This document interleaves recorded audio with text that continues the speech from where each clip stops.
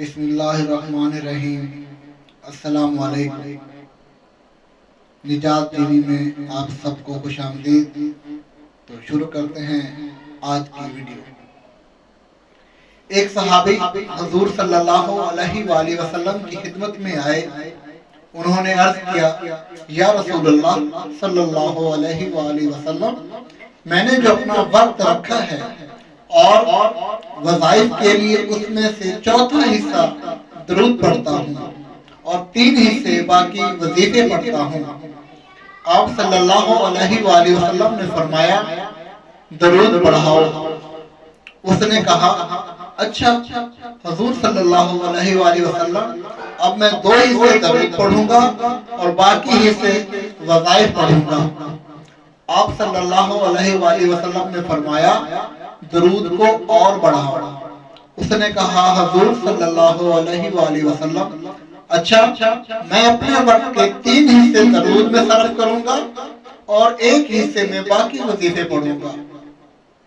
آپ صلی اللہ علیہ وآلہ وسلم نے فرمایا، اور بڑھاؤ۔ اس نے کہا، آقا صلی اللہ علیہ وآلہ وسلم، اب میں سارے وظیفے چھوڑ کر صرف درود شریف پڑھا کروں گا۔ فرمایا، درود کی برکت سے تیرا ہر غم مٹ جائے گا، اس لیے اور وظیفوں کی کیا ضرورت ہے؟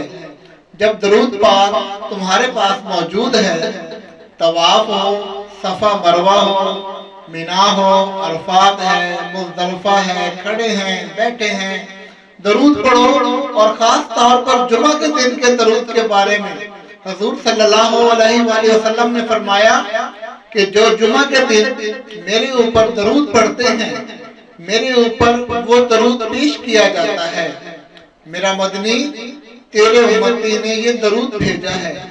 اللہ تبارک و تعالیٰ کس طرح سے قرآن پاک میں دعوت دے رہے ہیں کہ ہم آپ صلی اللہ علیہ وآلہ وسلم پر درود پڑھیں، اور یہ بات ہم اور آپ اچھی طرح جانتے ہیں کہ قرآن حکیم اللہ تعالیٰ کی کتاب ہے اور ایک مکمل ہدایت ہے، اور اس میں تمام احکامات بنی نوع انسان کے لیے مربوط کر لیے گئے ہیں، اور کہیں پر فرشتوں کے حوالے سے اللہ تعالیٰ نے کوئی چیز بیان نہیں کی۔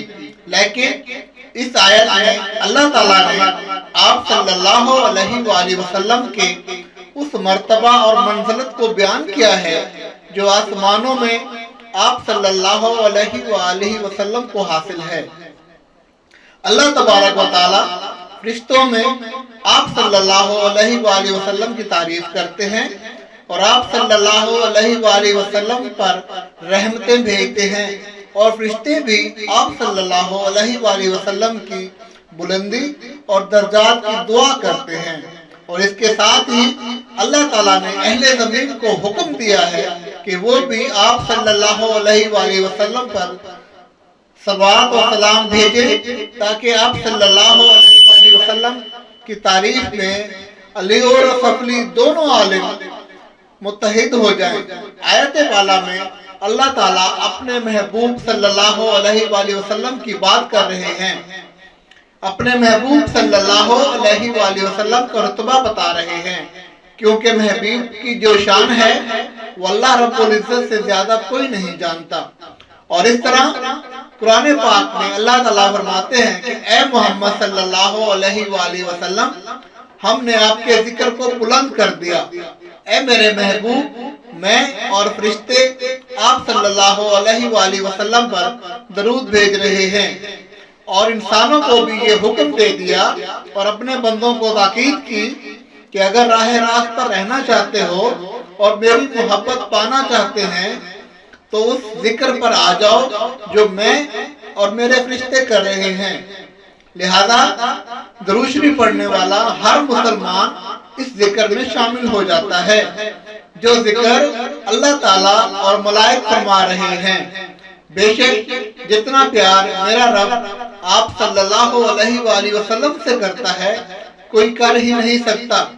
اس لیے اللہ تعالیٰ نے قرآن میں ہر مومن کو یہ تاکید فرما دی ہے، کیونکہ یہ ذکر میں اور میرے فرشتے کر رہے ہیں، اس لیے اے ایمان والو تم بھی اس میں شامل ہو جاؤ۔ اللہ ہم سب کا حامی و ناصر ہو، آمین ثم آمین۔ ویڈیو اچھی لگی ہو تو اپنے دوستوں کے ساتھ شیئر کرنا نہ بھولیے گا۔ شکریہ۔